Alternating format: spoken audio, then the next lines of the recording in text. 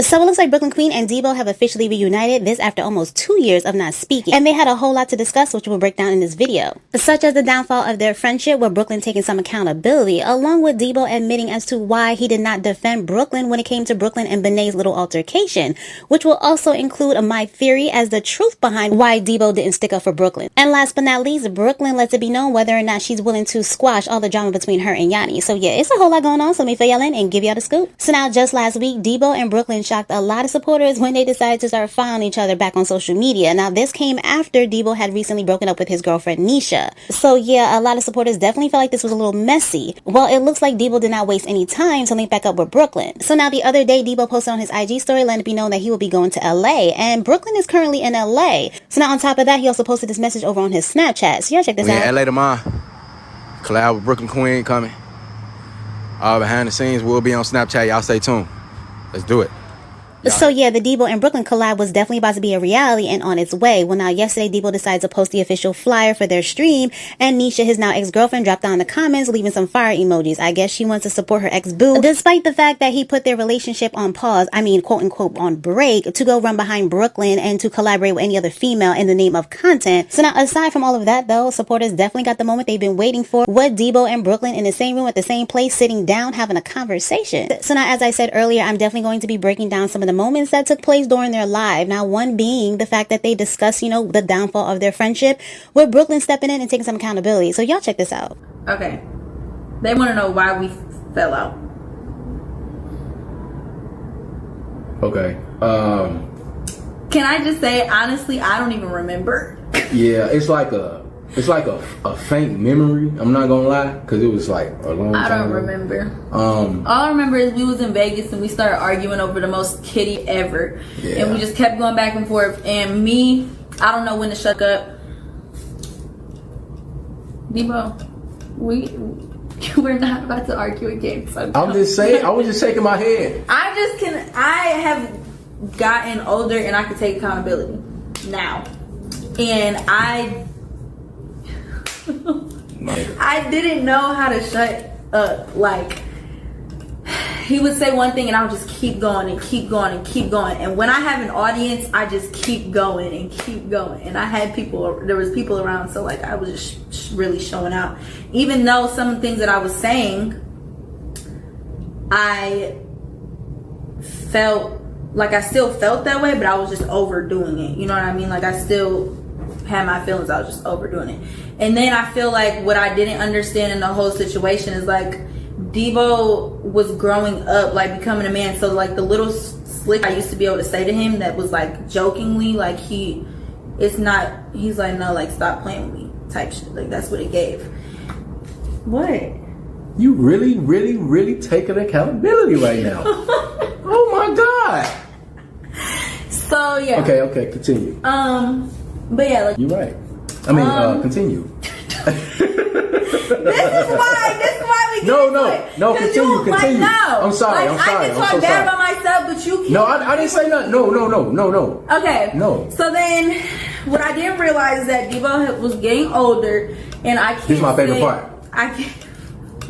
He was becoming a grown man, and I was still on, like, even though I was maturing as well, but like, the little slick kid I would be able to say, like, and joke around with him when we was younger, it was no more of that. Like, I had to realize, like, oh, he's older. Like, this slick, I'm saying, he's not taking it as a joke. Like, he's that serious. So that's how we fell out in Vegas. If y'all want to go watch the old videos of how everything happened, go ahead. I haven't watched that in a long time. So now, y'all let me know what y'all think about what Brooklyn had to say about all that in the comment section down below. So now, keep in mind that was not the first time that Brooklyn has stepped up to take accountability for her actions when it comes to the situation. But you know what? We'll get to that in a second. So now, me personally, I always find it interesting when influencers that have fallen out finally come together and have a sit down and clean if they don't remember what the issue was. I always think that's so bizarre, especially when their downfall was all over social media. There's 5011 videos explaining the situation and they could just roll it back. So you know what? Let's roll it back. So now before we get into this clip, let me give you a little backstory. So at one point, Brooklyn kind of distanced herself from Chris, Debo, and Eli because she was in a whole relationship with Troy. Now, yeah, she definitely was in a relationship with Troy, and she picked Troy over Debo. So now while she was in a relationship, they had fell out, broke up, and that's when she decided to reconnect with Debo. Now, when she reconnected with Debo, that's also around the time where her and Yanni did this whole diss track on Troy. Now, they were out here promoting that diss track, which caused some friction between Troy, Chris, Debo, and Eli. So now Chris, Eli, and Debo had came to a point where they kind of wanted to make amends with Troy, and also they wanted Troy to be a part of Influence the City Next Gen. So they had a sit-down conversation. Now, in this conversation, Debo explains as to what happened between him and Brooklyn. So y'all check this out. I don't know the situation to really like why me and her stopped talking in the first place. Like a situation where I felt like she disrespected me, you know what I'm saying? And I brought it to her. And the way she handled the situation, you know what I'm saying? So that really just made us separate, you know what I'm saying? We weren't really talking at all, you know what I'm saying? Not saying like, together shit, just, you know, like we weren't really communicating at all, you know what I'm saying? And then I told Chris the situation, he understood. So it was a situation to where she had, boom, so I went to Vegas to, you know, chill with her. Now I had talked to Manny about me having like a walkthrough or whatever. So I was supposed to like discuss the price like that with Manny and the dude who wanted to do the walkthrough or whatever. So she wanted to have, like she had scheduled like a little reservation at Sugar Factory. Oh yeah. So they love going yeah, Sugar Factory. So I'm like, I might not be going, you know what I'm saying? I might have a little walkthrough, you know what I'm saying? And the way to make money, right? Yeah. Which is come first. Yeah, so we having a convo. Man, she already had a little attitude for something she said, I don't know. But I'm filming, I'm vlogging, you know what I'm saying? So I'm like, yeah. And then someone said, and I talk like how I talk, I'll be like, if you say something, I'll be like, yeah, that's 100. You know what I mean?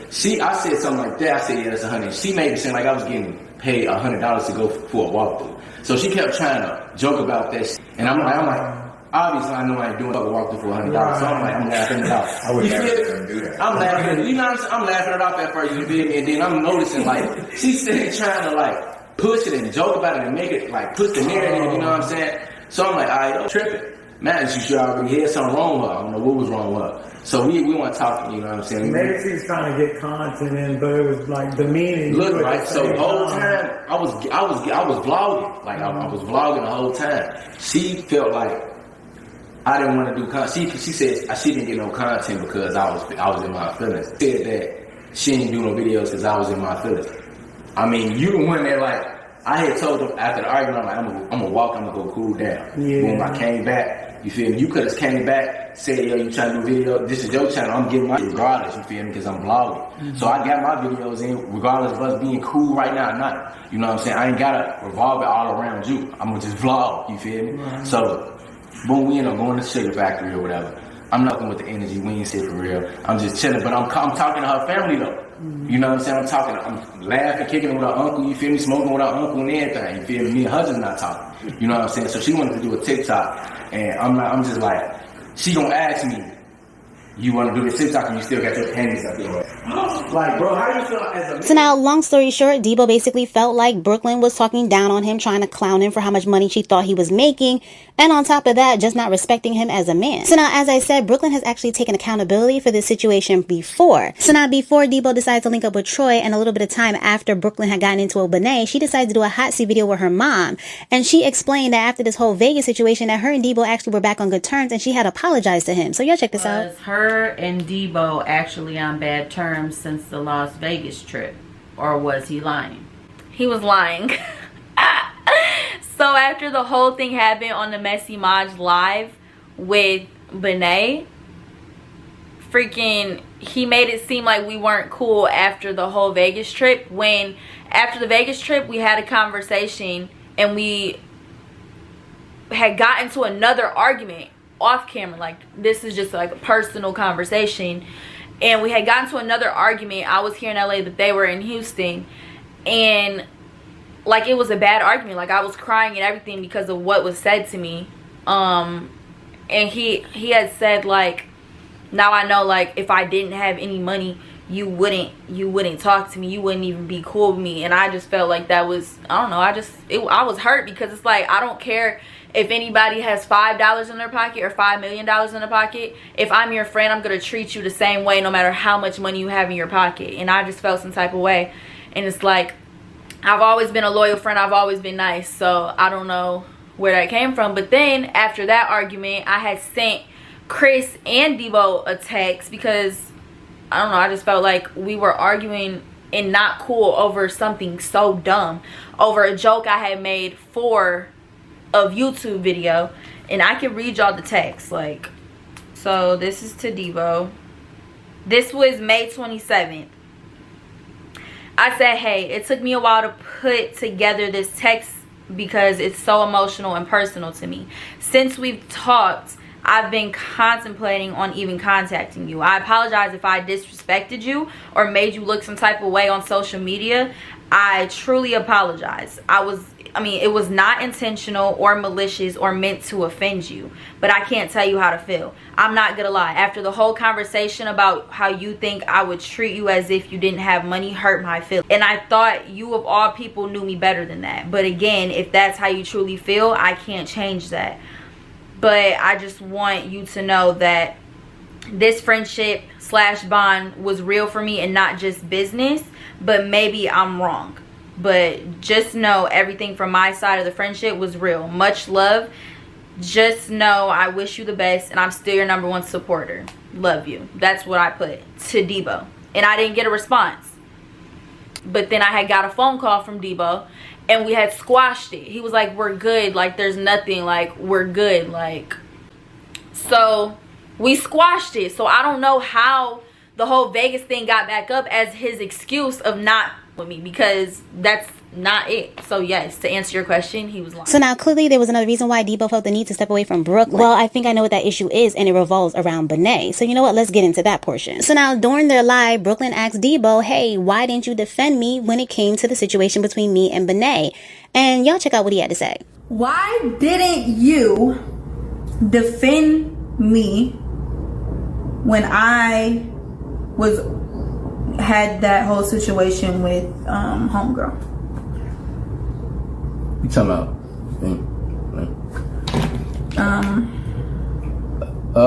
Wait, I'm about to show you. I remember I told you. Yeah, I told you. My phone was dead. You thought I was lying. You was for real? Bro. We was outside playing basketball. Literally, we was at the court across the street from my house playing basketball. My phone was dead. I couldn't see like at all. I was watching from other phone. I didn't have I couldn't charge my phone. We was at the court. So I'm like, bro, what the fuck?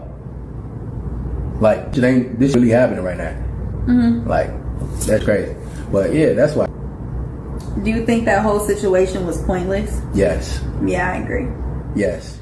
So what do y'all think about Debo's explanation? Let me know in the comments below. So now this is what I will say. I'm calling straight BS on his explanation. So yeah, I do believe his phone was dead because he mentioned it back then. But at the end of the day, this live was all over the place. Everybody knew that Benet and Brooklyn were going back and forth. And even after the fact, he never stepped up to defend Brooklyn. And in fact, all he ever said was this right here. So to me, this whole narrative that he couldn't defend Brooklyn because his phone was dead is just not sticking, because he definitely could have defended her after the fact, but he never said anything to defend her. And to be truthfully honest, Debo was put in a situation where he couldn't defend her, and that was simply based on how Brooklyn handled the situation. So let me break that down for y'all. So now Benet and Brooklyn got into it because Benet decided to leave a laughing emoji, I believe, under an edit or a video of Brooklyn and Debo, which caused Brooklyn to feel away, which caused them to have a big back and forth. So now even though what Benet did was really immature and petty, it allowed her to see Brooklyn's hands, which was basically, is Brooklyn really a friend, or is she trying to be more, or does she think she's more when it comes to Debo? And sure enough, Brooklyn showed her entire hand. Now keep in mind, during this time, she was supposed to have been dealing with this guy. Now fast forward, come to find out that was actually Cam.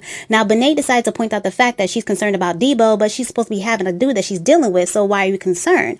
Well, look at the way that Brooklyn decided to respond back to Benet. Benet. So as I said, yeah, she definitely showed her hand. She showed the fact that, yeah, she's just not this friend. And in fact, she's a person disguised as a friend that thinks she could take your man. So now what type of position do you think that put Debo in? And how do y'all think he felt about this entire situation? Because listen, he had already just finished dealing with Brooklyn talking to him crazy when it comes to Vegas. And now Brooklyn is getting into it with the girl that he's trying to pursue, talking about him like he's some sort of puppy dog that she got wrapped around her finger that will run anytime she calls. So yeah, no, he definitely had to burst her ego and sit her down as to why he chose Benet and distanced himself from Brooklyn. So now, even though a lot of supporters at the time was claiming that, oh, they've been friends for so long, as y'all can see, Brooklyn was not looking at him like that. Brooklyn was looking at him as a guy that she can get whenever she feels like it, play with him however she wants to, and basically, like I said, act like he's some sort of little puppy that will come running if she snaps her fingers. Now, a lot of supporters definitely did not see all of this and just felt like Debo should have defended Brooklyn when it came to Benet. So yeah, I personally feel like Debo was not trying to defend Brooklyn because she was talking sideways online. And on top of that, it's kind of like, was he going to be honest and be like, yeah, you don't want me, so I'm going to go with the girl that does? Nah, he wasn't going to do that. So what he did was he reached back to the whole Vegas situation and acted as if they had been on the outs ever since. And this is why he didn't defend her. Along with this whole narrative that, yeah, his phone was dead. But as I said, he never came out afterwards to defend her because he didn't want to. So now, y'all let me know what y'all think about all this, including my little theory down in the comments below. And aside from all of that, let's be all the way real here. How crazy would it have looked for Debo to be out here defending Brooklyn after she done said all that to Benet, talking about she could have Debo if she would take him seriously? Like, girl, what? No, he had to cut her off. Let's be all the way real here. Especially if he was trying to pursue Benet or any female at the time. Like, come on. So now let's get into this whole talk about Yanni, because Debo decided to ask Brooklyn whether or not she would ever link back up with Yanni and kind of squash everything. Now, of course, a lot of supporters was asking this in the chat as well. So y'all check out what she had to say.